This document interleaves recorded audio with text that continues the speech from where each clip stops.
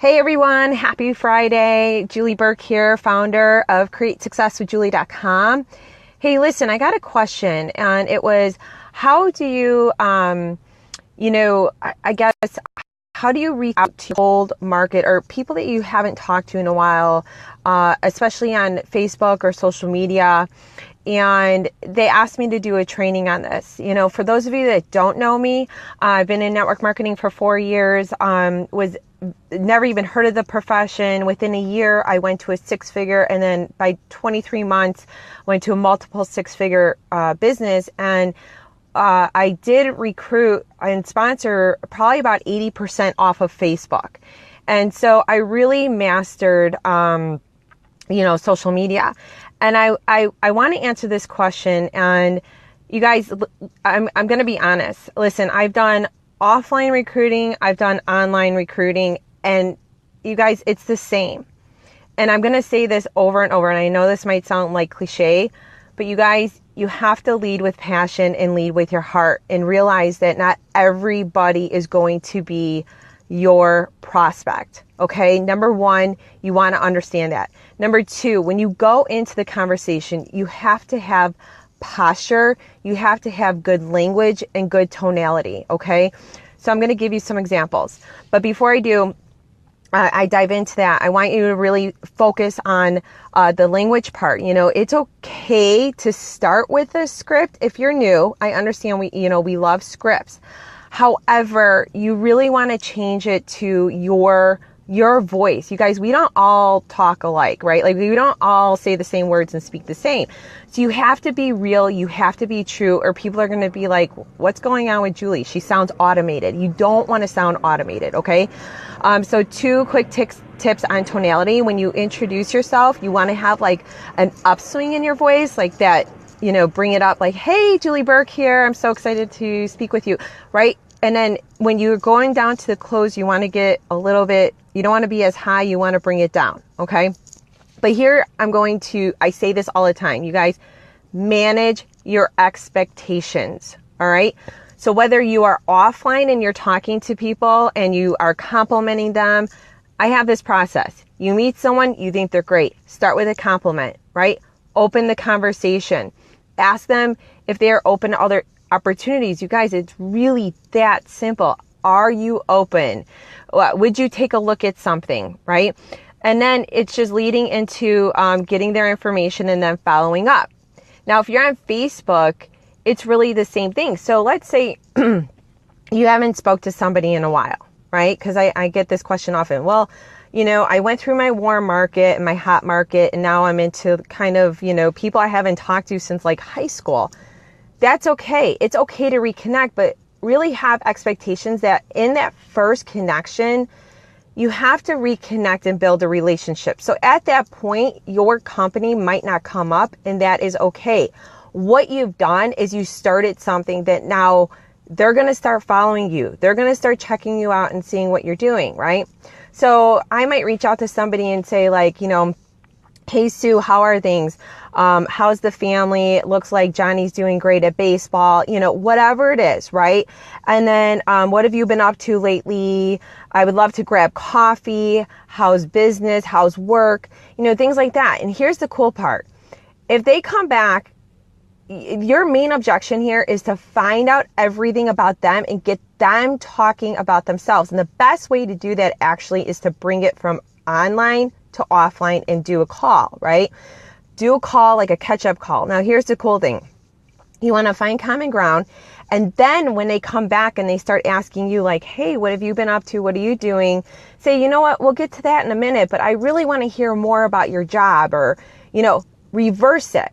Because they're going to keep coming back and be like, well, wait, Julie, you didn't tell me, like, what do you have going on? I see you're with this company, whatever. Then you can decide if you want to further the conversation down that road, or you might not even go there yet. You guys, listen, Facebook especially, you're going to want to build a relationship. Now, if you do it the right way, it might not take weeks or months before you get to what you have to offer them in terms of product, service, or an opportunity. but you have to invest time in them and interest in them. Okay. Hey, Stacy. Okay. So learn to manage the conversation. You guys, here's another really, really good one. So if, you want to end it quickly. So what I mean by that is the first initial reach out, you're just doing your reach out, right? You're not trying to convince anyone. You're not trying to sell anybody. You're not trying to get anyone, to join. You're not chasing anybody. Hold that posture. All right. Even if you're, broke, if you've never signed anybody up, you need to learn to have an attitude of confidence. And that is it's going to be built up over time. No one's ever going to join someone who just comes across desperate. They're just not. I've never seen it happen. All right. So keep the conversation natural. All right. If you are cold calling prospects, you always want to be busy, right? And here's the cool thing. Even if someone expresses interest in your opportunity or what you have to offer through Facebook, let's say they reach out to you and they're like, hey, can you tell me more about your products? Let's just say this for an example. Even then, I want to keep the conversation as fast as possible. And this is what I mean. So someone reaches out to me, hey, I want to learn more about your products. What I do is I immediately write them a message back and I say, great, happy to fill you in. When do you have 5 minutes to chat and what's your phone number? Here's two things. Either they're going to message you back with their phone number. And if they do, great. Set up the time and I want you to keep that conversation to 5 minutes. So what interests you? Okay, great. I know exactly what I'm going to send you.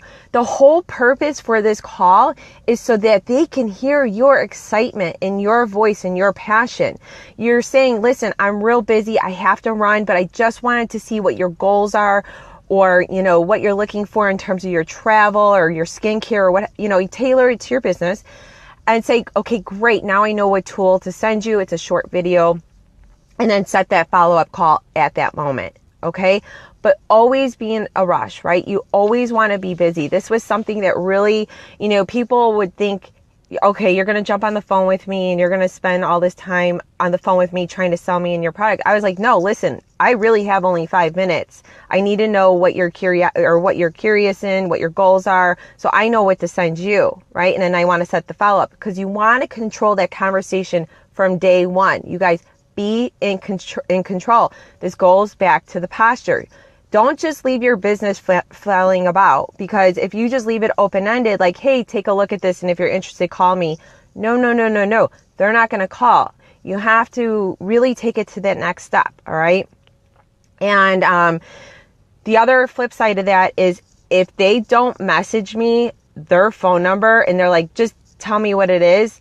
You guys, I really don't spend time with them. I'm going to be honest. Again, I'm not looking for people that are just, fly by to see their pants. I want people that are like, no, really, I'm interested in what you have. If I'm going to respect my time and spend time with someone else, you want to respect your time as well, right? Don't be eager. Do not be eager. And don't treat your cold prospects like cold prospects.